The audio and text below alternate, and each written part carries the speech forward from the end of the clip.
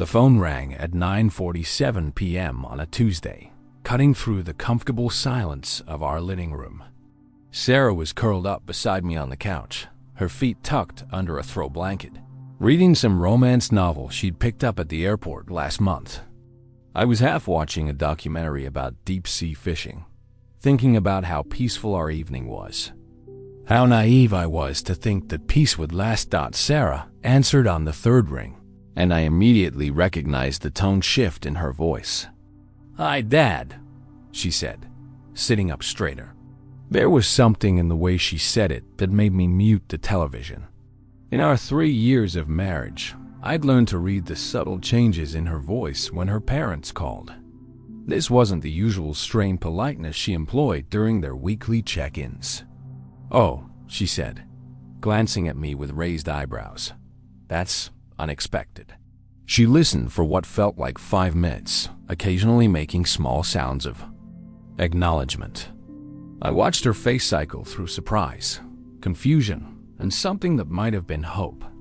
That last emotion worried me most of all. When she finally hung up, she turned to face me completely, tucking one leg beneath her. "You're not going to believe this," she began, and I already knew I wouldn't like whatever came next. "Dad wants to take us on a family trip to Grandmother's Island." The way she said it, like she was announcing we'd won the lottery, made my stomach clench. I'd heard about the island before, of course. It was part of the Morrison family lore, passed down through generations like some sacred trust. Richard's grandmother had purchased it in the 1940s, a small private island off the coast of South Carolina. 23 acres of what Richard liked to call untouched paradise, though from what I'd gathered, it was more like 23 acres of mosquitoes and minimal infrastructure. "Your father wants to take us somewhere?" I asked, not bothering to hide my skepticism. "Richard Morrison, who once told me I wasn't worthy of breathing the same air as his daughter, wants to spend quality time with me." The same Richard who had openly questioned my motives for marrying Sarah at our wedding reception, loud enough for half the guests to hear. Sarah's face fell slightly, but she pressed on. "He said it's time for a fresh start. That he and Mom have been talking, and they realize they haven't been fair to you." She reached for my hand, her fingers warm against mine. "He specifically mentioned wanting to get to know you better, away from all the usual distractions." I wanted to laugh, but the hopeful expression on Sarah's face stopped me. She'd been trying to bridge the gap between me and her parents since before we were engaged. Every family dinner was a carefully orchestrated dance of polite conversation and barely concealed hostility. Margaret would make passive-aggressive comments about my job prospects, while Richard would quiz me about my intentions with his daughter, like I was applying for a mortgage. "Where's this miraculous family bonding supposed to happen?" I asked, already dreading the answer. I had a presentation due at work next week, and the thought of spending several days trapped on an island with my in-laws sounded like a special kind of torture. "This weekend," Sarah said, her voice rising with excitement. "Dad says the weather's supposed to be perfect, and it's been too long since anyone used the island. He thinks it'll be good for all of us to disconnect from technology and really talk." She squeezed my hand. "Please, David. I know they haven't been welcoming, but this could be our chance to change that." I studied her face, seeing the genuine hope there. Sarah loved her parents despite their obvious disapproval of me, and she'd never stopped believing that somehow we could all get along. She didn't see what I saw. The calculating look in Richard's eyes when he thought no one was watching, or the way Margaret's smile never quite reached her eyes when she looked at me. "What exactly would we be doing on this island?" I asked, trying to sound reasonable rather than resistant. "I mean, what's the plan? Fishing? Swimming? Kumbaya around the campfire?" The sarcasm crept into my voice despite my best efforts. Sarah laughed, the sound bright in our quiet living room. "Dad mentioned sailing, maybe some fishing. There's apparently a great spot for swimming on the north side." And yes, probably some campfire time. She paused, her expression turning more serious. Look, I know this is weird. Trust me, I'm as surprised as you are. But maybe they're finally ready to accept that you're not going anywhere. The thing was, I wanted to believe it. Despite everything, I wanted to believe that Richard and Margaret Morrison could look past their obvious disdain for my middle-class background and see that I genuinely loved their daughter. I wanted family gatherings that didn't feel like diplomatic. Summits and conversations that didn't require careful navigation around landmines of past slights. How long are we talking? I asked, already mentally rearranging my work schedule. A day trip, or, even as I asked, I suspected I already knew the answer. The Morrison didn't do anything small or simple. 3 days, 2 nights, Sarah said. We'd leave Friday morning and come back Sunday evening. Dad's already arranged for the boat, and Mom is handling food and supplies. She leaned closer, her voice dropping to that persuasive tone I'd never been able to resist. Come on, what's the worst that can happen? Those words would haunt me later, echoing in my mind during the darkest hours of what was to come. What's the worst that could happen? As it turned out, the worst was far more creative and cruel than either of us could have imagined. But sitting there in our comfortable living room, with my wife's hand in mine and hope shining in her eyes, I made the decision that would nearly cost me my life. Okay, I said, watching her face light up with joy. Let's go meet your parents on their mysterious island. Friday morning arrived with the kind of crisp clarity that promised a beautiful day on the water. I'd spent the night before packing and repacking my duffel bag, trying to figure out what one brings to a family reconciliation weekend on a private island.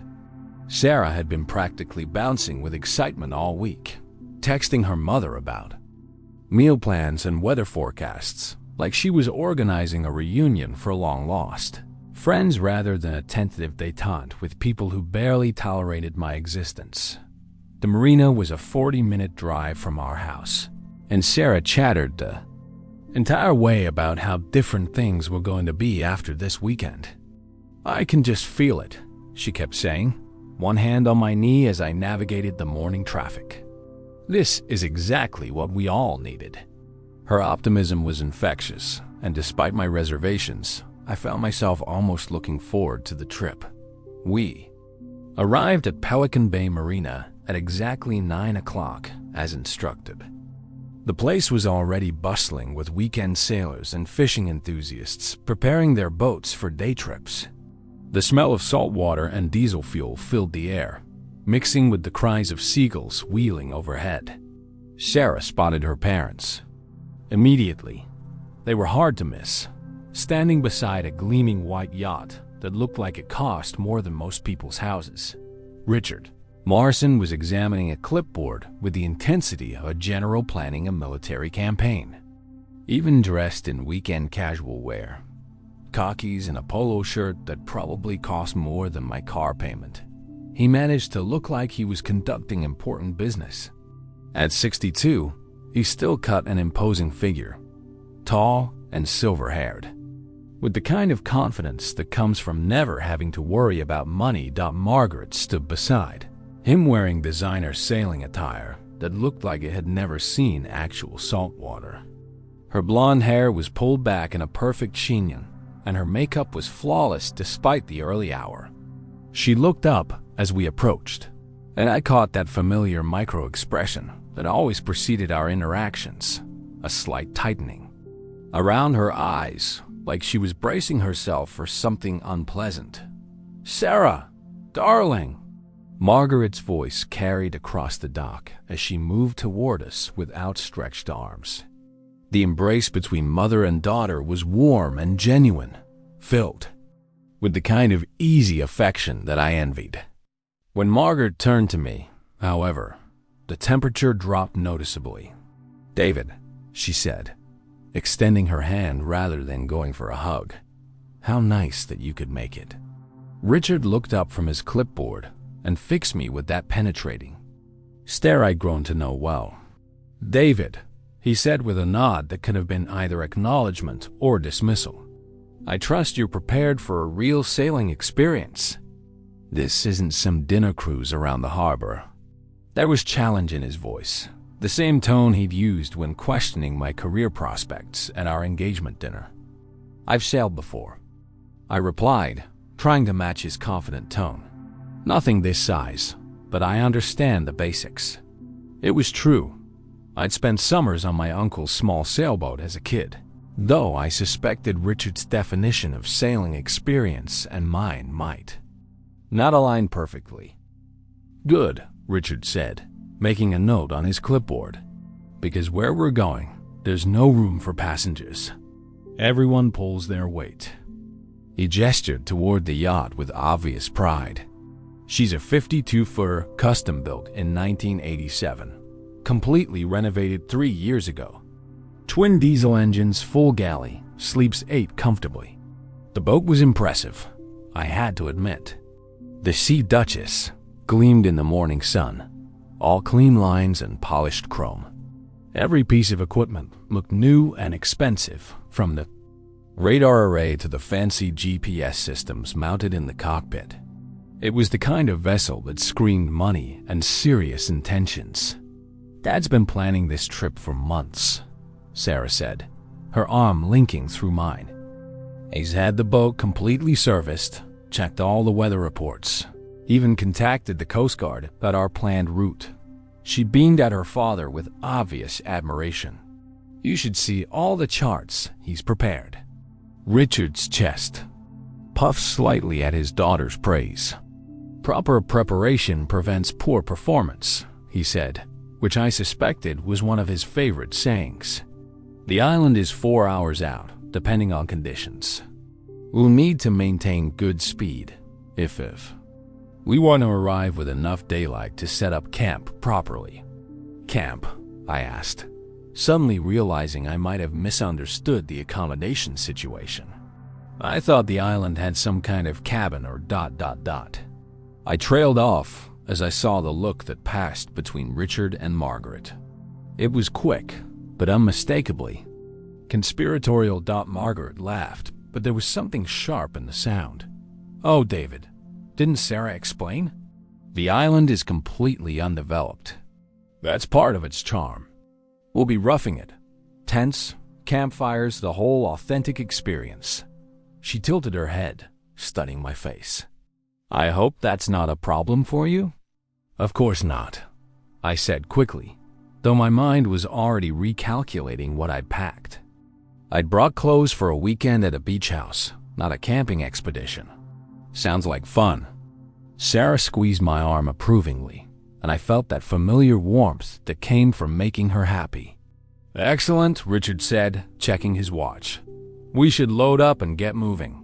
Tide's perfect, and I want to be anchored by 2 o'clock. He handed me a duffel bag that felt suspiciously heavy. "Safety equipment," he explained when he saw my questioning look. "Life jackets, flares, emergency radio. Standard precautions for open water sailing." As we loaded our gear onto the yacht, I couldn't shake the feeling that I was missing something important. Richard and Margaret moved with the efficiency of people executing a well-rehearsed plan, while Sarah bubbled with excitement about spending quality time with her family. Every interaction felt slightly off, like actors performing. A play where everyone knew their lines except me. "All aboard," Richard called out, starting the engines with a deep, powerful rumble. "Next stop, Morrison Island." He grinned at me, and for just a moment, his smile seemed genuine. "Hope you're ready for an adventure, David." I climbed aboard, settling beside Sarah on one of the cushioned benches in the cockpit. As Richard maneuvered us out of the marina and into the open water, I told myself that maybe I was being paranoid. Maybe this really was Richard and Margaret's attempt to welcome me into the family. Maybe the next 3 days would be the fresh start Sarah was hoping for. The morning sun felt warm on my face as we cleared the harbor and headed for open water. Sarah's hand found mine, and she squeezed it gently. "Thank you," she whispered, for giving them this chance. I squeezed back, pushing down the nagging voice in my head that kept insisting that something about this whole situation felt wrong. As the coastline grew smaller behind us, I had no idea that I was sailing toward the worst 3 weeks of my life, and that the two people I was trying so hard to please were already counting me as dead. The Sea Duchess cut through the Atlantic swells with the confidence of a vessel built for serious ocean work. Richard had taken the helm immediately upon clearing the harbor, and I had to admit he handled the yacht with obvious skill and experience. The twin diesels purred beneath us as we headed southeast, following a course that would take us well. Beyond the sight of land, Sarah had positioned herself at the bow, her hair streaming behind her in the salt breeze, looking every bit the maritime princess her parents had raised her to be. She was in her element out here, I realized, completely. At home on the water in a way I'd never seen before. It made sense. The Morrisons had been sailing these waters for generations, and Sarah had grown up spending summers on various family boats. "Beautiful day for it," Margaret commented, settling beside me on the port bench. She'd changed into expensive sailing gear, white pants, and a blue windbreaker that probably cost more than my monthly rent. Richard was so worried about the weather forecast, but look at this. She gestured toward the crystal clear sky and calm seas. I nodded, trying to make conversation. "He certainly knows what he's doing up there," I said, indicating Richard at the helm. "How long has he been sailing?" It seemed like a safe topic, something that might actually lead to a normal conversation for once. "Oh, 40 years at least," Margaret replied, but her attention seemed to be elsewhere. She kept glancing at her husband, and I noticed they were exchanging looks again. Those quick, meaningful glances that suggested ongoing communication I wasn't privy to. Started when he was just a boy. His father believed every Morrison man should master the sea. What struck me as odd was how nervous they both seemed despite the perfect conditions. Richard kept checking and rechecking his instruments, adjusting course slightly every few minutes as if he were navigating through a storm rather than calm waters. Margaret's hands fidgeted with her wedding ring, twisting it around her finger. In a gesture I'd learned to associate with anxiety. "How far out did you say the island was?" I asked, noticing that we'd been traveling for over an hour and the coastline had completely disappeared behind us. The GPS showed we were about 15 miles offshore, but our heading seemed to be taking us even further from land. "About 4 hours total," Richard called back without turning around. "Maybe a bit longer if we hit any weather." He adjusted the throttle, and the engine note changed slightly. "Better to take our time and arrive safely than rush and risk problems." Sarah made her way back from the bow, her cheeks flushed with excitement and salt spray. "God, I'd forgotten how much I love this," she said, settling beside me and taking my hand. "We should get a boat, David. Maybe not this big, but something we could take out on weekends." Her enthusiasm was infectious, and I found myself imagining lazy Sunday afternoons sailing around the harbor. "That could be fun," I agreed, though my bank account would definitely disagree. "Maybe something a little more my speed to start with." Sarah laughed and kissed my cheek, and for a moment, everything felt normal and happy. This was what I'd hoped a weekend would be like. Just family, enjoying each other's company away from all the usual tensions.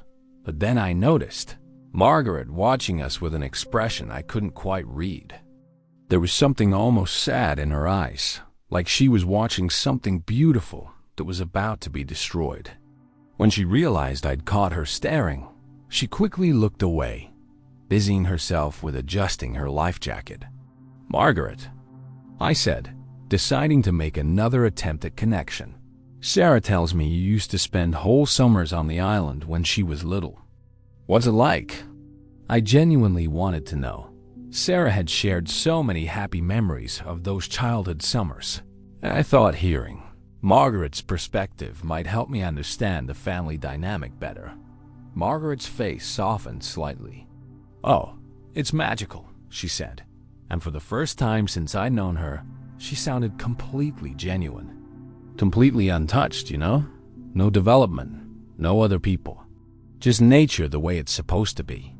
She paused, glancing toward Richard again. Sarah used to spend hours exploring, collecting shells, building sandcastles. She was so independent, even as a little girl. "I remember those summers," Sarah chimed in, her voice dreamy with nostalgia. "I felt like I was living in a fairy tale. Just me and the ocean and all the time in the world." She looked at me with bright eyes. "You're going to love it, David. It's like stepping back in time." Richard made another course correction, this one more pronounced. I glanced at the GP's display and noticed we'd been traveling southeast for nearly 2 hours, but our current heading was more directly south. When I mentioned it, Richard's jaw tightened slightly. "Ocean currents," he explained curtly. "Have to compensate for drift or we'll miss the island entirely." Something about his tone bothered me, but I couldn't put my finger on what. I'd sailed enough to know that currents were a real consideration, but his explanation felt rehearsed somehow. More concerning was the way Margaret's fidgeting increased every time I asked about navigation or timing. "Is there a harbor on the island, or do we anchor offshore?" I asked, genuinely curious about the logistics. If we were camping for 2 nights, we'd need to get all our gear to shore somehow. I'm assuming we'll need to use the dinghy? "Small beach on the north side," Richard said, still not turning around. "Protected cove, good holding ground. We'll anchor close enough to wait ashore with the supplies." He checked his watch. "Should be there by 2:30 if this weather holds." The weather was holding beautifully, almost suspiciously so. The sea remained calm, the wind steady but gentle, the sky an endless blue dome without a cloud in sight. It was the kind of day that sailing magazines use for their cover photos, perfect in every way. Yet both Richard and Margaret seemed increasingly tense as the hours passed. Sarah, oblivious to her parents' strange mood, continued to chatter about her childhood memories and her excitement about sharing the island with me. She pointed out dolphins in the distance and identified various seabirds that followed our wake. Her joy was genuine and infectious, and I found myself relaxing despite my nagging concerns about her parents' behavior. Around noon, Margaret disappeared below and returned with sandwiches and cold drinks. The food was excellent, obviously, prepared by someone who knew their way around a galley, but I noticed that neither she nor Richard ate much. They picked at their lunch while making casual conversation about tides and weather patterns, but there was an undercurrent of tension that made every exchange feel forced. "You know," Richard said suddenly, breaking a long silence, "this island has been in our family for 3 generations. Someday it'll belong to Sarah." He looked directly at me for the first time all day. Important to understand what that means. The responsibility that comes with it. There was something in his tone that made me uncomfortable, like he was trying to tell me something without actually saying it. "It sounds like an incredible legacy," I replied carefully. "Sarah's lucky to have such a special place in the family history." "Yes," Margaret said quietly. "She is lucky." But the way she said it made it sound more like a curse than a blessing. As we continued south into increasingly empty ocean, I began to feel the first stirrings of genuine unease. We were now completely out of sight of land, surrounded by nothing but blue water in every direction. The GPS showed we were nearly 30 miles offshore, further than I'd ever been on any boat. If something went wrong out here, we were entirely dependent on the Coast Guard and whatever emergency equipment Richard had packed. "Almost there," Richard called out, though I couldn't see anything that looked like an island on the horizon. "Another hour, maybe less." His voice carried a note of anticipation that didn't match his tense body language. Sarah squeezed my hand and smiled. "I can't wait to show you everything," she said. The hidden lagoon, the old shipwreck on the reef, the spot where I used to watch the sunrise. Her enthusiasm was pure and trusting, and it made my growing anxiety feel foolish. But as the Sea Duchess carried us further from shore and deeper into the vast emptiness of the Atlantic, I couldn't shake the feeling that we were sailing toward something far more dangerous than a family reconciliation weekend.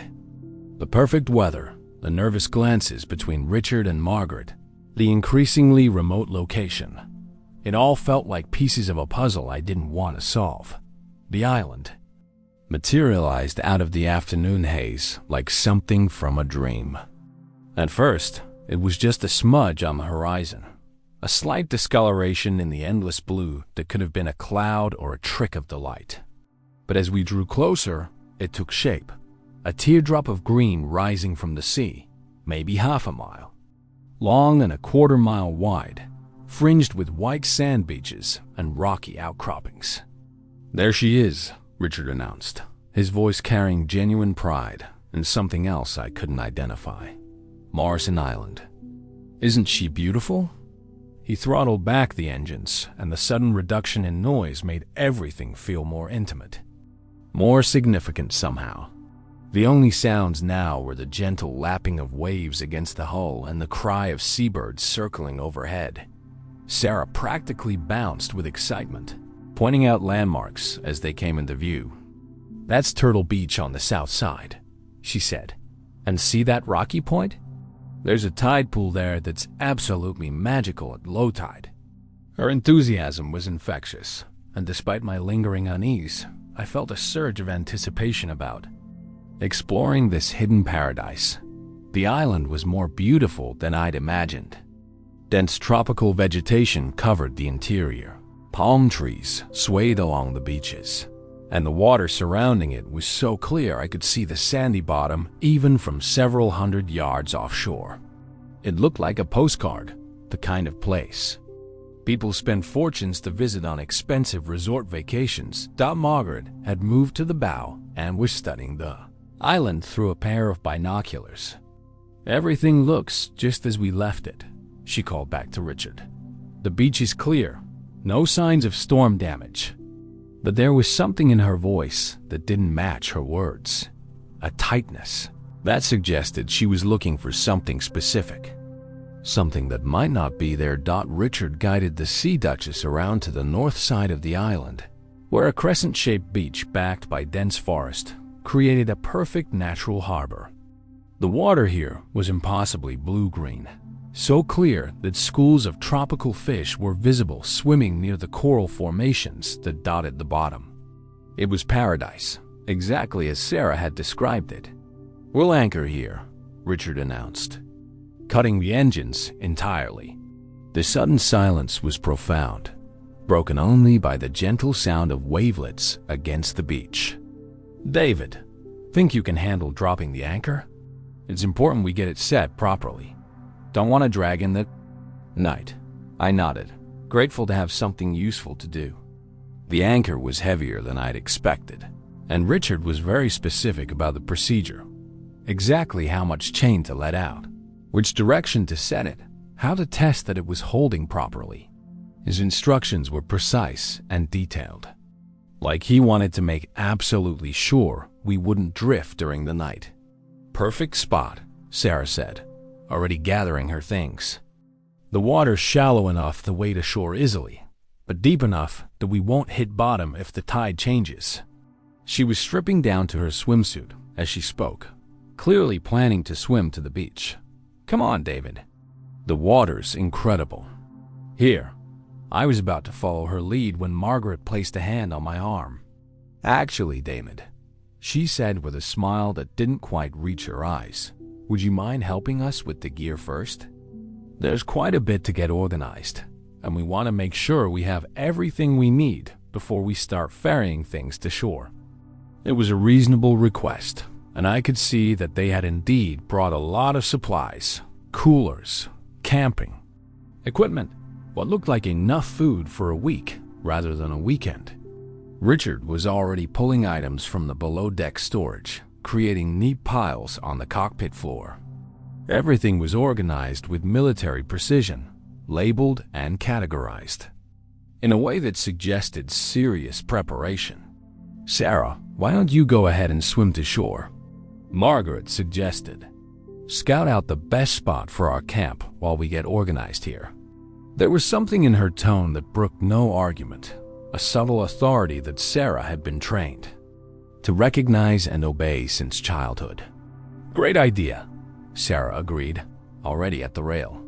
"I'll find the perfect spot and come back to help carry things." She blew me a kiss and executed a perfect dive into the crystal-clear water. I watched her surface and begin swimming toward shore with strong, confident strokes, her laughter echoing across the water. Richard handed me a heavy duffel bag. "Camping gear," he explained. "Tents, sleeping bags, cooking equipment. Everything. We need to be completely self-sufficient." He paused, studying my face. "You are comfortable with camping, aren't you? No 4-star hotel expectations?" "I can handle roughing it," I assured him, though I was beginning to realize that this trip was going to be more primitive than I'd anticipated. The island looked completely undeveloped. No dock, no buildings, no signs of human habitation at all. We really would be camping in the wilderness, entirely dependent on what we'd brought with us. Margaret was organizing what appeared to be several days' worth of food. "I've planned all our meals," she said, her voice taking on that efficient, managing tone I'd heard her use when coordinating her various charitable committees. "Breakfast, lunch, dinner, plus snacks and drinks. We won't need to catch fish or forage for berries." What struck me as strange was how much food there was, enough for at least a week, maybe longer. When I mentioned it, Richard and Margaret exchanged another one of those quick glances before Richard laughed. "Better to have too much than too little," he said. "Out here, you can't just run to the store if you run out of something." I spent the next hour helping them organize gear and load the small inflatable dinghy for trips to shore. Everything was meticulously planned and packed, from waterproof containers for electronics to multiple backup batteries for the camping lanterns. Richard had even brought a satellite phone for emergencies, though he kept it locked in a waterproof case that he personally controlled. Sarah had found an ideal campsite, a level area about 50 yards inland, sheltered by palm trees, but close enough to the beach for easy access to the boat. She'd already started clearing away fallen palm fronds and marking out where the tent should go. Her organizational skills were impressive, and I could see that she'd inherited her parents' talent for detailed planning. As the afternoon wore on, we ferried load after load of supplies to the beach. Richard insisted on personally handling certain items: the satellite phone, a locked metal case that he claimed contained important documents, and several sealed containers that he wouldn't let anyone else touch. His possessiveness about these items struck me as odd, but I attributed it to his general controlling personality. By 5 o'clock, we had established a proper base camp. 3 large tents arranged in a triangle around the central fire pit, a well-organized camp kitchen under a top shelter, and enough supplies to last a small army. It was impressive in its thoroughness, though it seemed like overkill for a weekend family retreat. "Excellent work," Richard announced, surveying our camp with obvious satisfaction. "Now, David, I think you should explore the island a bit while Margaret and I finish setting up the kitchen area. Get familiar with the layout, maybe find some good hiking trails for tomorrow." His suggestion sounded casual, but there was something in his tone that made it feel more like an instruction. Sarah was already changing into hiking clothes. "That sounds perfect," she said. "I want to show David the old turtle nesting grounds on the east side. It's about an hour's hike, but the views are incredible." She looked at her parents. "You'll be okay finishing up here without us?" "Of course," Margaret said quickly, almost too quickly. "Take your time.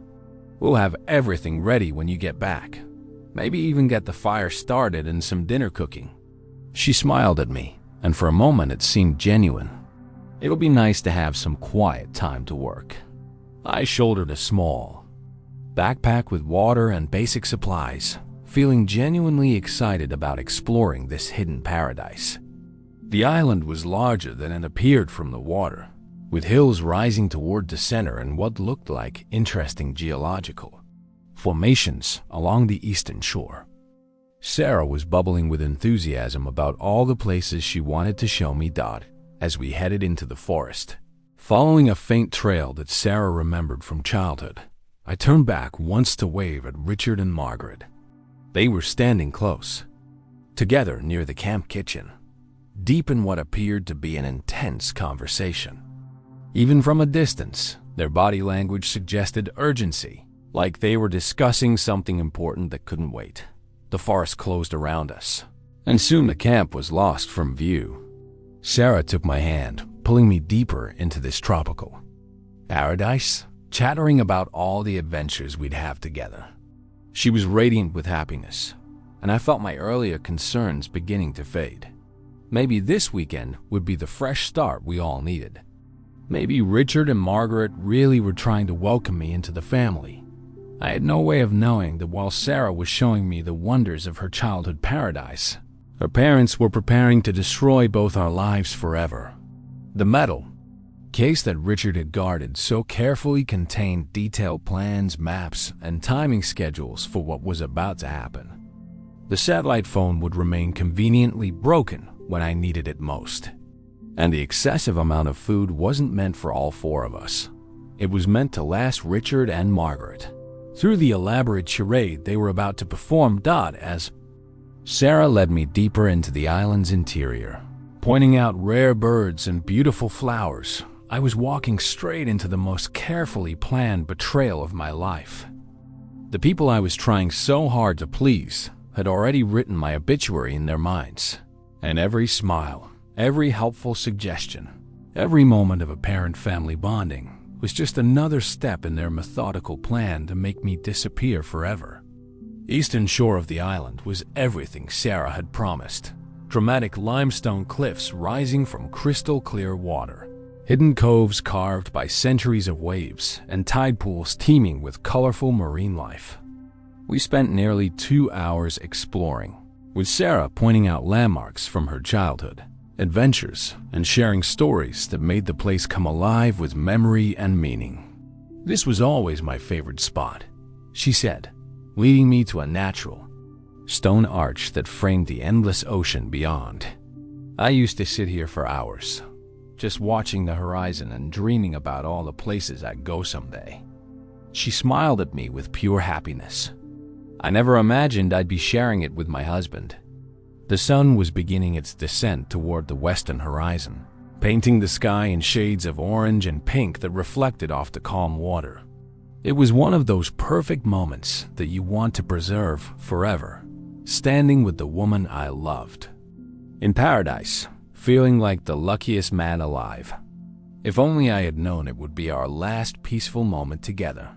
"We should head back," Sarah said eventually, checking her watch. "Mom and Dad will have dinner ready soon, and I don't want them to think we've gotten lost." She laughed at the impossibility of getting lost on such a small island, but I noticed she kept a careful eye on our route as we made our way back through the forest. The return hike took about 40 minutes, following the same faint trail we'd used earlier. Sarah chattered happily about tomorrow's plans: swimming, more exploring, maybe some fishing if Richard could be convinced to share his equipment. She was already planning our next visit, talking about bringing friends or maybe spending a whole week here for our anniversary. As we approached the campsite, I expected to see smoke from the cooking fire and hear the familiar sounds of Richard organizing something with his usual military precision. Instead, there was an eerie silence that made me pause at the edge of the tree line. The camp looked exactly as we'd left it.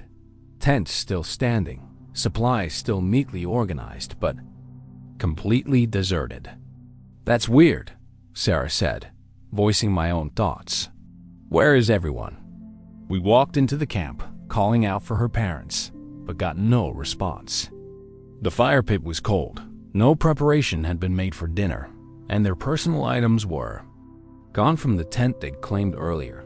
I jogged toward the beach, a cold knot forming in my stomach. The dinghy was gone.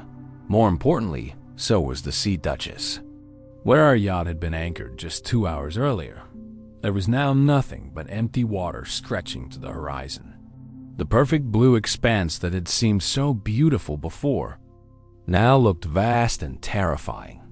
"They must have moved the boat," Sarah said, but her voice lacked conviction. "Maybe to a better anchorage, or ... She trailed off as the implications began to sink in. Her parents wouldn't have moved the boat without telling us. They wouldn't have taken all their personal belongings for a simple anchorage change. I ran into the water up to my waist, scanning the horizon desperately for any sign of a white hull. The visibility was perfect. I could see for miles in every direction, but there was nothing. No boat, no wake, no sign that the Sea Duchess had ever existed. They were gone, and they had taken our only means of escape with them. "Mom, Dad!" Sarah screamed, her voice carrying across the water. "Where are you?"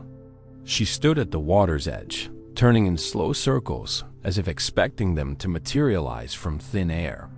The panic in her voice made everything real in a way that my rational mind had been refusing to accept. I splashed back to shore and grabbed her shoulders. "Sarah, we need to check the camp thoroughly. Maybe they left a note, some explanation." But even as I said it, I knew there would be no note. This wasn't a misunderstanding or a mistake. This was deliberate. We tore through the campsite, checking every container, every bag, every possible hiding place for some message or clue. What we found instead was devastating in its completeness. All of their personal belongings were gone. Clothes, toiletries, medications, everything that belonged specifically to Richard or Margaret had vanished with them. The satellite phone was gone too, of course, along with the flare gun, the emergency radio, and anything else that might have helped us signal for rescue. They had left us food, camping equipment, and basic survival supplies, but nothing that could get us off the island.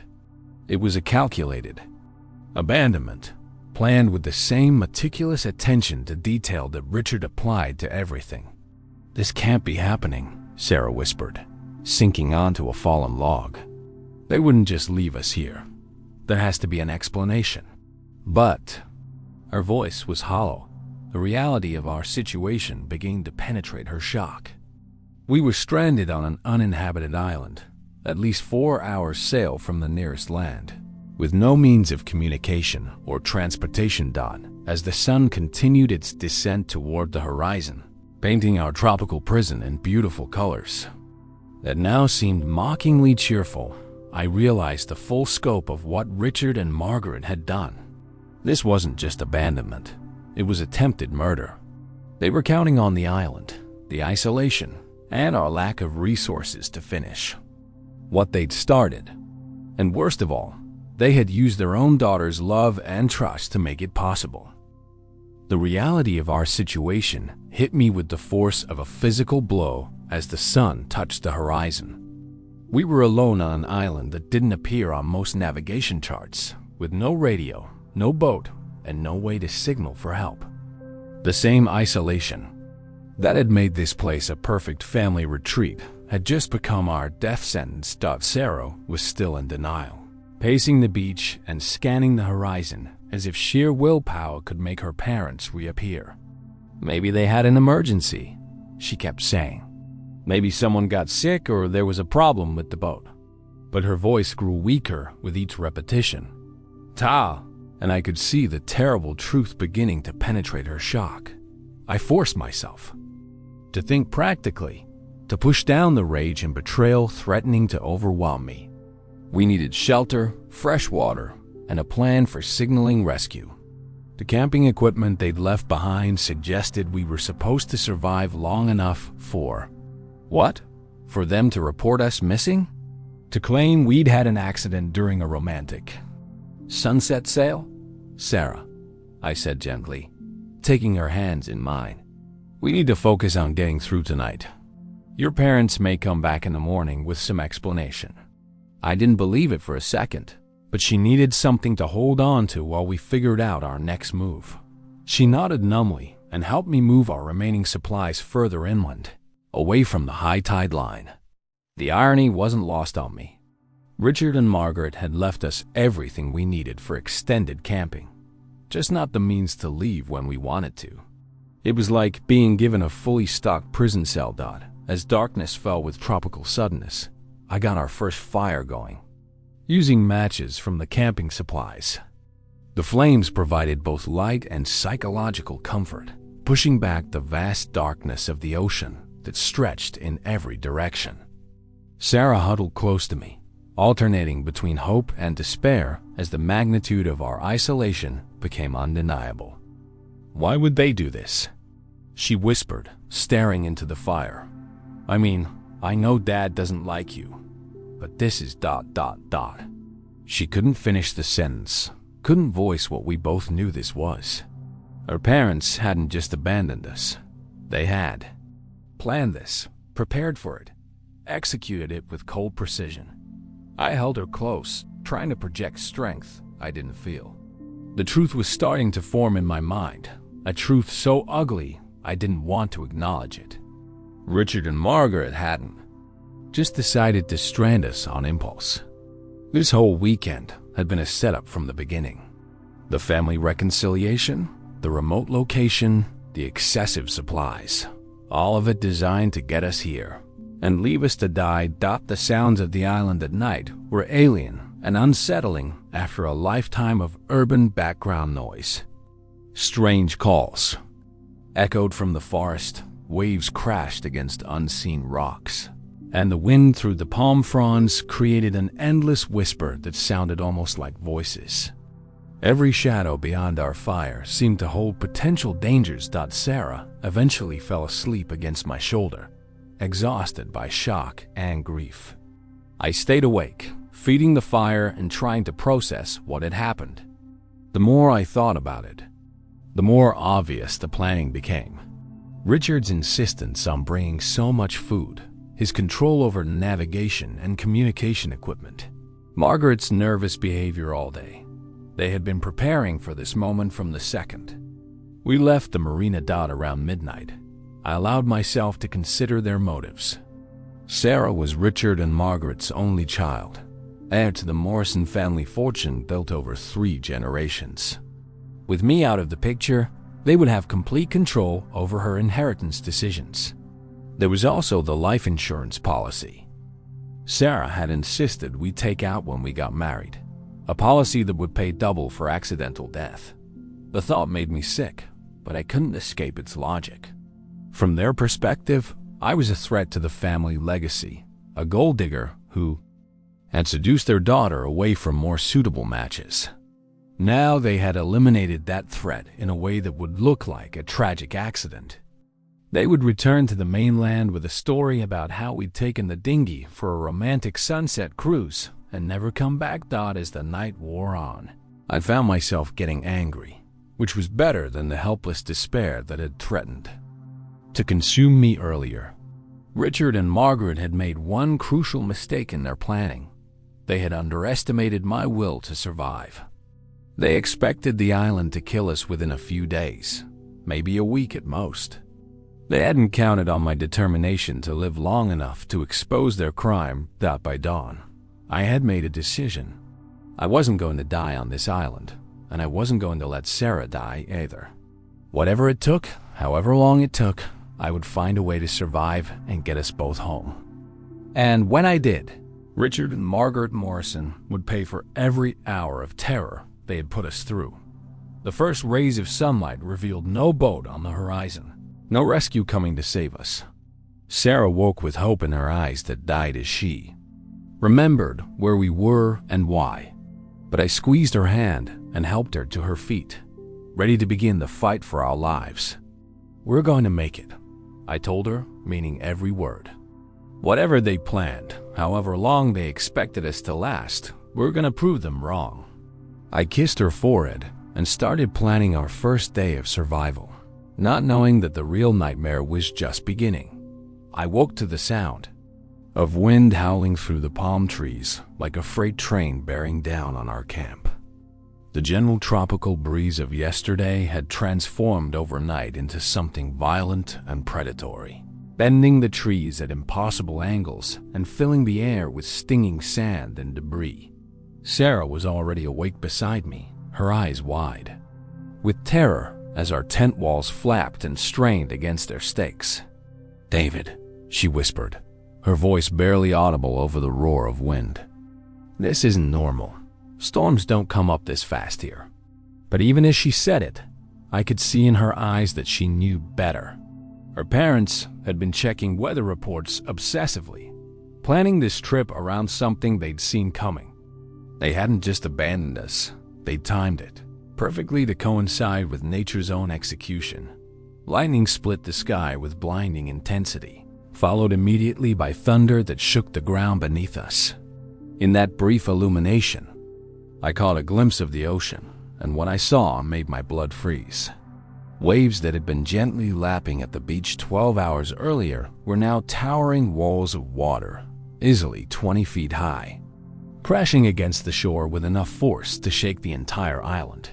The first drops of rain hit like bullets, massive droplets driven horizontal by the wind. Within seconds, those drops became sheets of water so thick I couldn't see beyond the entrance of our tent. Our carefully constructed camp was being systematically destroyed. I could hear the camp kitchen shelter tearing apart, supplies scattering into the forest, our fire pit disappearing under rapidly rising water. "We need to get to higher ground," I shouted over the storm, grabbing our emergency bag. The beach where we landed was already underwater, waves surging 50 yards inland and climbing higher with each surge. Our tent was holding for now, but I could feel the ground beneath us turning to mud, and several of the stakes had already pulled loose. Sarah was trying to save what she could of our supplies, but it was hopeless. The storm was moving too fast, too violently. Everything not tied down was being claimed by the wind or the rising water. I grabbed her arm and pulled her toward the tent entrance. "Leave it. We need to move now or we're going to drown in here." We stumbled out into hell. The wind hit me like a physical blow, nearly knocking me off my feet. Rain drove into my face with enough force to blind me, and the noise was beyond description. A constant roar of wind and water that made communication impossible except by screaming directly into each other's ears. Palm fronds and debris filled the air like missiles fighting against the wind. We made our way toward the center of the island where the ground rose into low hills. Every step was a battle. The wind would catch us and throw us sideways, or a surge of water would knock us down and try to drag us back toward the increasingly violent ocean. I kept a death grip on Sarah's hand, terrified that if we got separated in this chaos, I'd never find her again. Halfway to higher ground, Sarah stumbled and went down hard, crying out in pain as her ankle twisted on the uneven terrain. When I helped her up, she couldn't put weight on it. The injury wasn't life-threatening, but in our current situation, it might as well have been.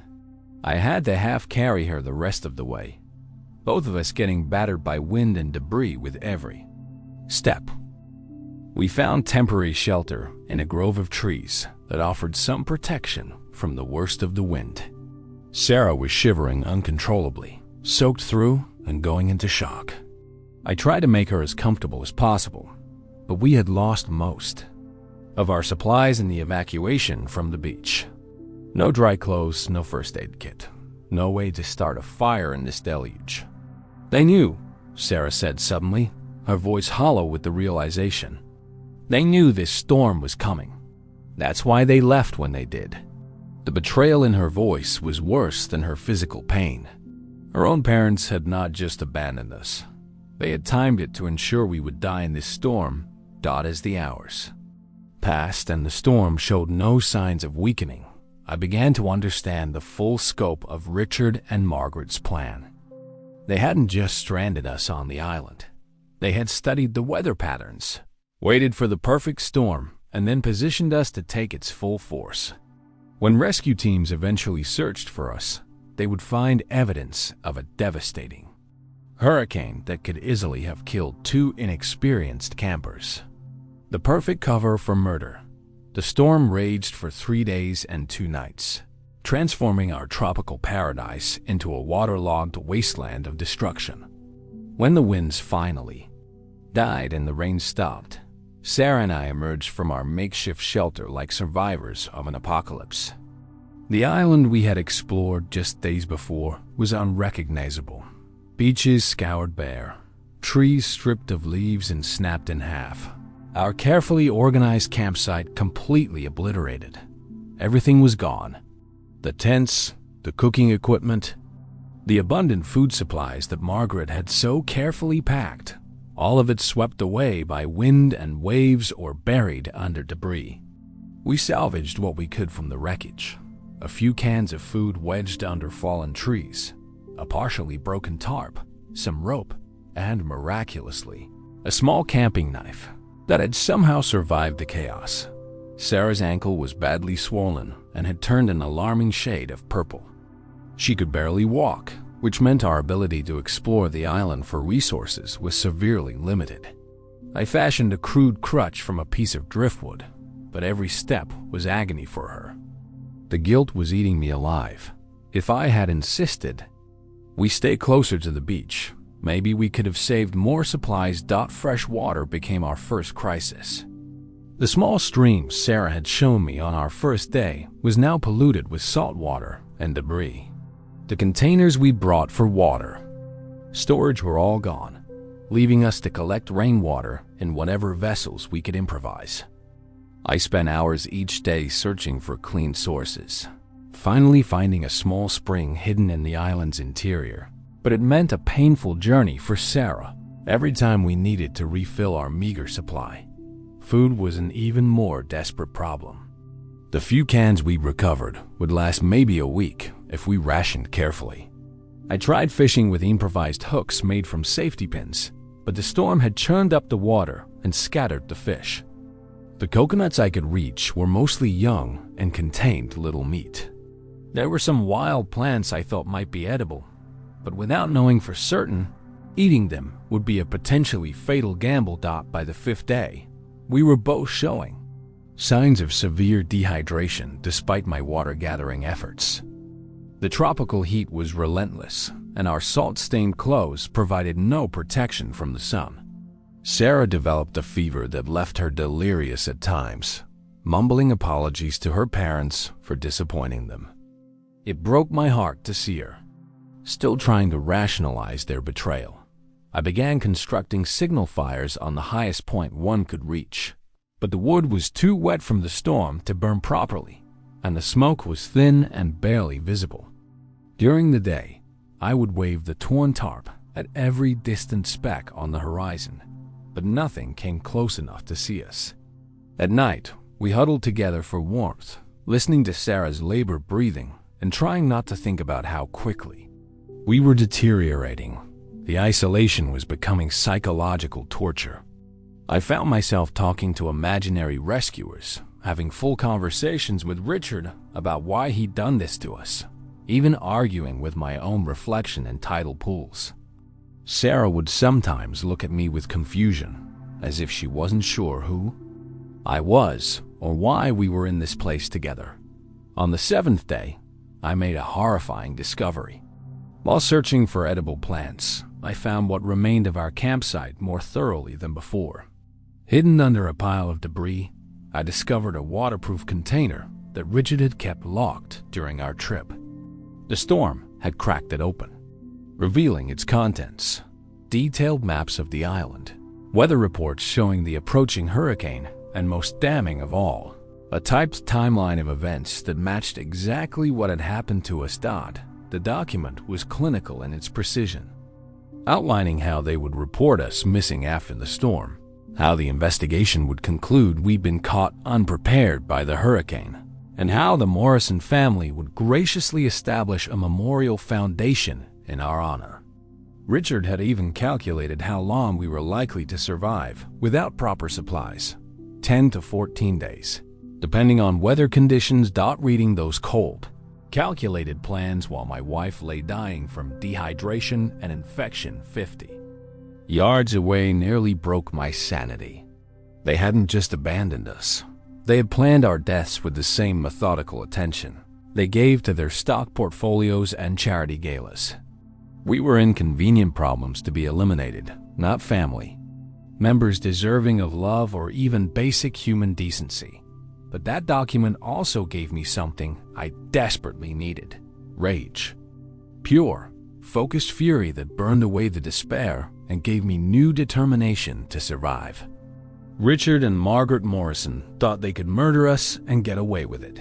Thought they could manipulate their own daughter's trust to commit the perfect crime. They were about to learn just how wrong they were. I hid the evidence and returned to Sarah with renewed purpose. We were going to survive this, and when we did, I would make sure the whole world knew exactly what kind of monsters had raised the woman I loved. They had underestimated both the human will to live and my capacity for vengeance, and that miscalculation was going to destroy them. On the 10th day, when Sarah's fever had broken, but she was still too weak to walk more than a few steps, I made the discovery that would save our lives. While searching desperately for any source of fresh water beyond the small spring, I noticed a section of the island's rocky coastline that looked different from the rest. Darker stone with unusual formations that didn't match the coral, and limestone elsewhere. Following my instincts, I scrambled over the jagged rocks, despite the cuts they left on my hands and knees. What I found was a narrow opening in the cliff face, barely wide enough for a person to squeeze through. The sound of dripping water echoed from within, and I could feel cooler air flowing from the darkness. It was a cave, and it might contain the fresh water we desperately needed. I crawled through the opening with my heart pounding, using the camping knife as a makeshift torch by wrapping torn cloth around the handle and lighting it with our precious remaining matches. The passage opened into a larger chamber, and what I saw there made me gasp with relief and amazement. It was a natural cistern, fed by an underground spring that had been collecting rainwater for decades. But the water wasn't the most important discovery. Around the edges of the cave, partially buried under years of accumulated debris, I found evidence of previous occupants. Rusted cans with faded labels, a corroded compass, fragments of canvas that might once have been a tent, and most crucially, a metal box that had somehow survived the humid environment relatively intact. Inside the box were items that seemed like treasures from another world: waterproof matches, fishing hooks and line, a small manual on tropical survival, and a journal wrapped in oiled canvas. The journal's pages were yellowed and brittle, but readable. It belonged to someone named James Fletcher, dated 1987, and it told the story of another castaway who had survived on this very island for 6 weeks before being rescued. Fletcher's journal was a roadmap to survival. He detailed which plants were safe to eat, where to find the best fishing spots, how to construct effective rain catchment systems, and most importantly, how to build signal fires that could be seen from miles away. Reading his methodical notes by flickering torchlight, I felt the first genuine hope I'd experienced since the storm. I spent the rest of the day shuttling between the cave and our shelter, bringing Sarah the clean, cool water she desperately needed and sharing the survival information I'd discovered. Color began returning to her cheeks within hours, and by evening she was alert enough to help me plan our next moves based on Fletcher's hard-won knowledge. "There's something else," I told her as we sat by our small fire that night, sharing a meal of roasted coconut meat and some edible roots I'd identified from the survival manual. Fletcher wrote about signal techniques that work. Mirror signals. During the day, fire patterns at night, even improvised radio antennas using metal debris. I squeezed her hand. "We're not going to die here, Sarah. We're going to get home." Following Fletcher's detailed instructions, I began constructing a proper shelter in the cave. It was naturally protected from storms, had a reliable water source, and the narrow entrance could be defended if necessary. More importantly, it was invisible from the sea, which meant when search parties eventually came looking for us, they would assume we had died in the storm just as Richard and Margaret intended. That realization sparked a new strategy in my mind.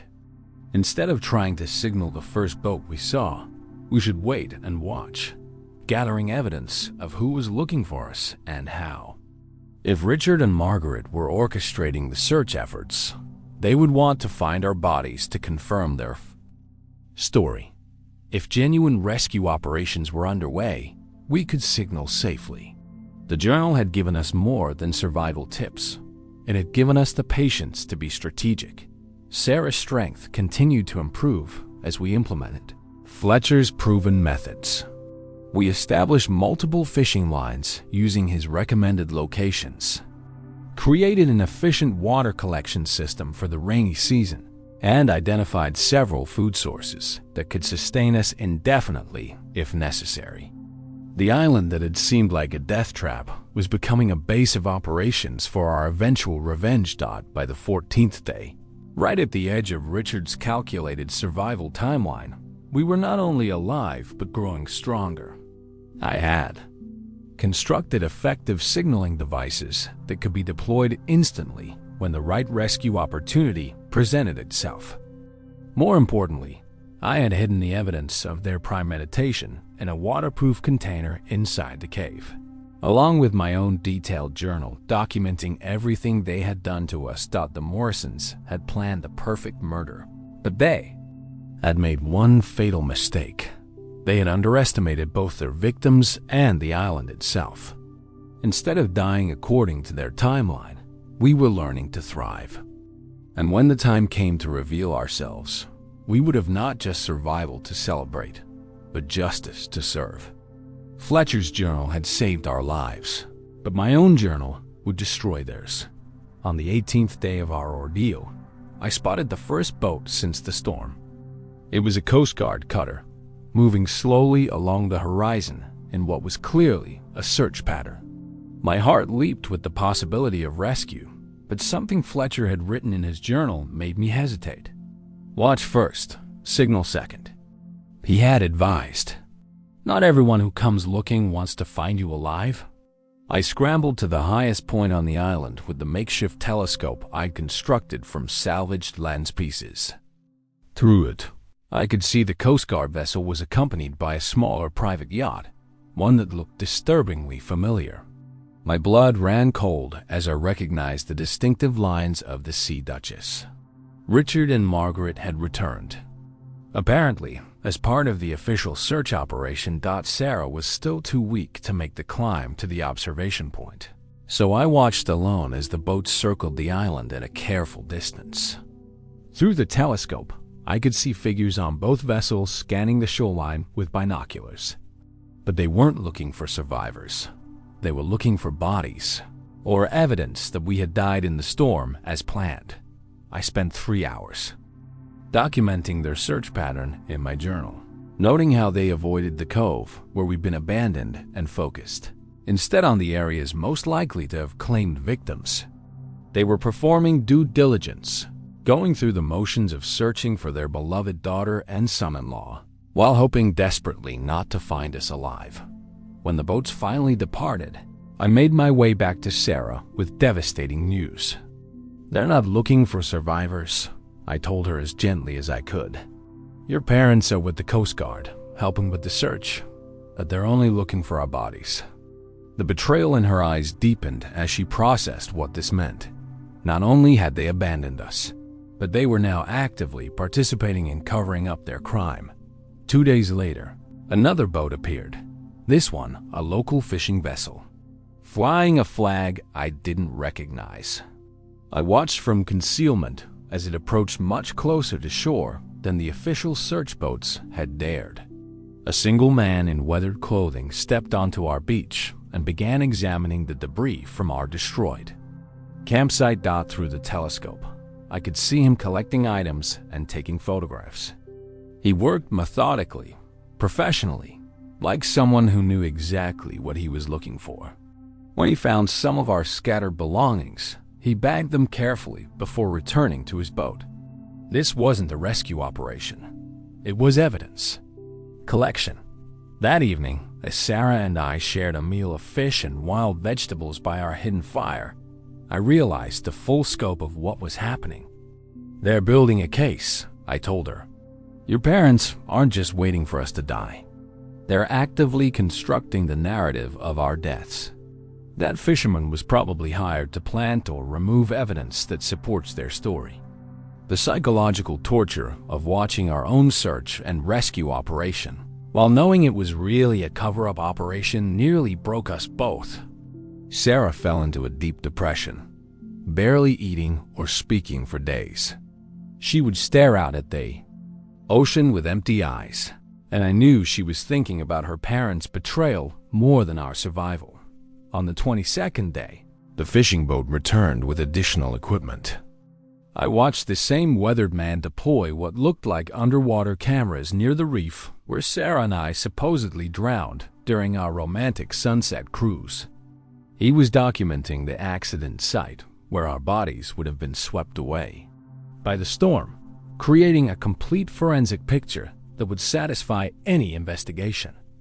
"They've thought of everything," Sarah whispered when I described what I'd witnessed. "They're not just murderers, they're criminal masterminds." The admiration in her voice was tinged with horror as she recognized the same meticulous planning that had characterized her father's business success, now applied to eliminating us. But that night, as I updated my own journal with detailed observations of the evidence planning operation, I realized that Richard and Margaret's thoroughness would ultimately be their downfall. They were so focused on creating the perfect crime scene that they were leaving trails of their own criminal activity. Every boat hire, every piece of planted evidence, every coordinated lie would eventually lead back to them. I showed Sarah the pages of documentation I compiled, dates, times, boat descriptions, photographic evidence of the staged crime scene. "They think they're covering their tracks," I said, "but they're actually creating a record of premeditated murder. When we get off this island, we won't just have survival to celebrate. We'll have everything we need to put them in prison for the rest of their lives." For the first time in days, Sarah smiled. It wasn't a happy smile. It was the cold, determined expression of someone who had finally accepted the truth about the people who raised her. "They taught me that the Morrison family always wins," she said quietly. "They just never considered that I might win against them." The rescue came on our 28th day, but not in the way I had expected. I was checking our fishing lines at dawn when I spotted a small pleasure craft moving erratically near the southern reef. Through my makeshift telescope, I could see it was taking on water, listing heavily to port with two figures frantically bailing. This wasn't part of Richard and Margaret's orchestrated search. This was a genuine emergency. I made the decision instantly. These people were in real danger, and regardless of our own precarious situation, I couldn't let them drown while I watched from hiding. I grabbed our signal mirror and began flashing SOS patterns toward the sinking boat, simultaneously lighting our prepared signal fire to create the smoke column that Fletcher's journal had taught me would be visible for miles. The distressed boat managed to beach itself on the rocky southern shore, just as it would have gone under completely. A man and woman, both in their 50s, stumbled onto the rocks, looking exhausted and terrified. I made my way to them as quickly as I could across the difficult terrain, calling out to let them know help was coming. "Thank God," the woman gasped when she saw me. "We thought we were going to die out here. Our engine failed, and then we hit the reef." She looked at me with confusion, taking in my sun-darkened skin, makeshift clothing, and obvious signs of long-term survival. "But what are you doing here?" This island is supposed to be uninhabited. It's a long story, I said, helping them gather their salvageable supplies. My name is David, and my wife and I have been stranded here for nearly a month. We were abandoned during a family trip. I decided to keep the full truth simple for. Now, these people had their own trauma to deal with. The man introduced himself as Captain Torres, a retired Coast Guard officer who had been sailing with his wife Elena when their engine failed. He had a working marine radio in a waterproof case, and his eyes went wide when I explained who we were. "David Morrison?" he said. "But you're dead. Your family held memorial services last week. The whole story was in the newspapers." My heart pounded as the implications hit me. Richard and Margaret hadn't just been covering up their crime. They had already declared victory. We were officially dead, which meant they had probably already begun the process of claiming Sarah's inheritance and my life insurance. Their plan had worked perfectly, except for the inconvenient detail that we were still breathing. Captain Torres immediately began broadcasting our location and status on his emergency radio. Within hours, a genuine Coast Guard rescue helicopter was approaching the island, followed by a fast response boat and a media vessel that had somehow gotten word of the dramatic rescue story. The publicity was exactly what Richard and Margaret would have wanted to avoid. Sarah, despite her weakness, insisted on being present when the first rescuers arrived. She wanted to make sure there was no question about her identity or condition. No way for her parents to claim this was some kind of mistake or impersonation. When the Coast Guard medic confirmed our identities and photographed our condition, I knew we had won the first round of what would be a much larger battle. The helicopter ride to the mainland hospital was surreal after 4 weeks of primitive survival. Sarah held my hand as we watched the island shrink below us, both of us thinking about the cave that had saved our lives and the evidence we'd hidden there. I had given Captain Torres detailed coordinates and instructions for recovery. Our journals and the incriminating documents we'd found at the hospital. The reunion with civilization was overwhelming. Reporters, police investigators, and medical personnel surrounded us with questions and examinations. But the most satisfying moment came when Detective Rodriguez showed me the arrest warrants that had been issued based on our initial statements, and the evidence Captain Torres had retrieved from the island. Richard and Margaret Morrison are being taken into custody as we speak. Detective Rodriguez informed me as I sat in the hospital bed, finally clean and properly hydrated for the first time in weeks. The evidence you documented is extraordinary. We've never seen such a thorough record of premeditated attempted murder. Through the hospital room window, I could see news vans gathering in the parking lot. The story of our survival and the Morrison family's betrayal was already making national headlines. Sarah's parents had sought to eliminate us quietly, but instead they had created the most public criminal case of the year. Their meticulous planning had become the instrument of their own destruction. Sarah squeezed my hand as we watched the evening news report about their arrest. "They always said the Morrison family never loses," she whispered. I guess they were wrong about that. For the first time since our ordeal began, her smile was genuinely happy. We had not just survived their attempt to murder us, we had turned their own methods against them, and now the whole world would know exactly what they had done. Nightmare was over, but the justice was just beginning. Richard and Margaret Morrison had planned the perfect murder, but they had failed to account for the most important variable: their victims' determination to live long enough to see them pay for their crimes. The trial of Richard and Margaret Morrison became a media sensation that dominated headlines for 6 months. Every detail of their elaborate murder plot was dissected in court, from the weather reports they'd studied to the staged evidence they'd planted around the island. The prosecution built an airtight case using our survival journals, Fletcher's recovered evidence, and the testimony of Captain Torres, who had witnessed the aftermath of their deception firsthand. I took the witness stand on a Tuesday morning in October, 6 months after our rescue. The courtroom was packed with reporters, legal observers, and members of Sarah's extended family who had been horrified to learn the truth about Richard and Margaret's actions. As I recounted our ordeal, I watched my former in-laws sitting at the defense table, their expensive lawyers unable to explain away the mountain of evidence we had compiled. "Mr. Morrison," the prosecutor asked, "can you tell the court what you were thinking during those first hours after you realized you had been abandoned?" I looked directly at Richard as I answered, seeing the man who had once dismissed me as unworthy of his daughter now facing life imprisonment for trying to murder me. "I was thinking about survival," I said, "but I was also thinking about justice. They had underestimated both my will to live and my determination to expose what they had done." Richard's jaw tightened, but he couldn't meet my eyes. The powerful patriarch who had controlled every aspect of his family's life was now just another defendant in an orange jumpsuit. Margaret broke down on the witness stand when confronted with her own handwritten notes about our expected survival timeline.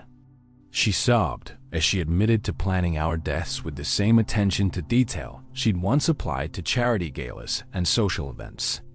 The jury watched in horrified fascination as the elegant socialite crumbled under the weight of her crimes.